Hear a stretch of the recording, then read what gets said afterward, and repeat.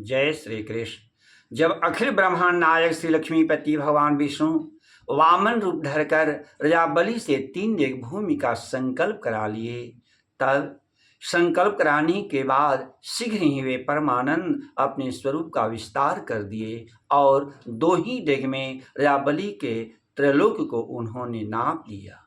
फिर भगवान ने रजाबली से कहा, हे बलि, तूने 3 डेग भूमि देने का संकल्प किया है, इसलिए 1 डेग जमीन और दो, अन्यथा दिया गया दान पुनः वापस ले लो। भगवान की इस बात को सुनकर रजाबली सोचने लगे, अब मैं क्या करूं? आहा, प्रभु को मैंने 3 डेग भूमि देने का संकल्प किया है और भी परमानंद 2 ही डेग में त्रिलोक को नाप लिए, चौथा स्थान नहीं। अब शेष मेरे पास कोई भूमि नहीं। यदि किए गए संकल्प को मैं पूरा नहीं करता हूँ तो मैं भ्रष्ट हो रहा हूँ, और यदि दिया गया दान पुनः वापस ले रहा हूँ तो भी मैं भ्रष्ट हो रहा हूँ। इस द्वंद्व में पड़कर रजाबली मौन होकर भगवान के सामने खड़े हो गए। रजाबली की पत्नी का नाम विंध्यावली था।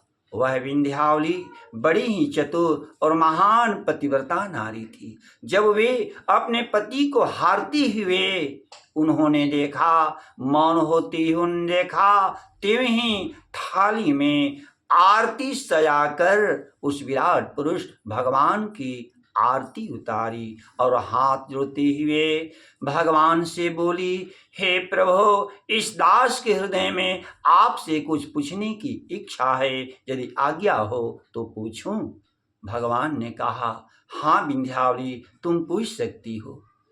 विंध्यावली बोली, हे प्रभु, कुछ ही समय पहले जब आप मेरे पति के यज्ञशाला में पधारे थे तो बिल्कुल आप छोटे थे और संकल्प कराते ही आपने अपने स्वरूप का विस्तार कर दिया। हे नारायण, आप अखिल ब्रह्मांड नायक हैं। हे प्रभु, आप जिस स्थान से चले थे उसी स्थान से आपने यह निर्णय ले लिया था कि रजाबली को छलना है। आप सर्वज्ञ हैं। हे नाथ, जब आप यह जानते ही थे कि रजाबली के पास 3 ही लोक है और उस 3 लोक को मैं 2 ही डेग में नाप लूंगा, तो फिर आपने मेरे पति देवता से 3 डेग भूमि का संकल्प क्यों कराया? और यदि 3 डेग भूमि का संकल्प भी कराया तो आपको 1 डेग में नापना चाहिए था। हे प्रभु, भूल तो आपकी है, फिर भी तीसरे पैर के लिए मेरे पति देवता का शरीर विराजमान है। भगवान ने कहा, विंध्यावली, क्या तुम्हारे पति देवता का शरीर भूमि हो सकती है? विंध्यावली बोली, हाँ प्रभु। भगवान ने कहा, यह कैसे? विंध्यावली बोली, हे प्रभु, जब कोई व्यक्ति 1 करोड़ रुपए के मूल्य वाले गाड़ी में बैठकर जा रहा है तो इसका अर्थ ही है कि उस व्यक्ति का मूल्य कहीं अरबों अरबों में है। हे नाथ, जब मेरे पति देवता तीनों लोकों के स्वामी हैं तो इसका अर्थ ही है कि मेरे पति देवता का शरीर कहीं तीनों लोकों से भी महान है। विंध्यावली के इस उत्तर को सुनकर भगवान निरुत्तर हो गए। उनके पास कोई जवाब ही नहीं रहा। तब रजाबली सो गया और भगवान ने तीसरा पैर रजाबली के शरीर पर रखा।